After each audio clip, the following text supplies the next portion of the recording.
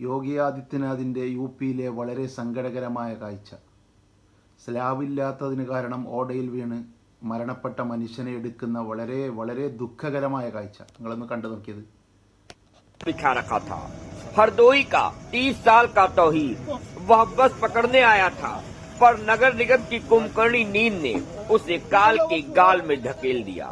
30 घंटे का rescue, NDRF SDRF की टीमें और 5 जेसीबी, यह सब उस एक स्लैब की कीमत चुका रहे थे, जिसे लगाने की फुर्सत साहबों को 1 साल से नहीं मिली। दुष्यंत कुमार ने शायद ऐसे ही मंजर के लिए कहा था, यहाँ तो सिर्फ गूंगे और बहरे लोग बसते हैं, खुदा जाने यहाँ किस तरह का जलसा हुआ होगा. മനുഷ്യജീവന് ഒരു വിലയും കൽപ്പിക്കാത്ത യു പി. ഈ യു പിയെ ആണ് കേരളം മാതൃകയാക്കണമെന്ന് ചില നേതാക്കന്മാർ അവകാശവാദം പറയുന്നത്. എന്തവസ്ഥയല്ല, വളരെ വളരെ സങ്കടകരം.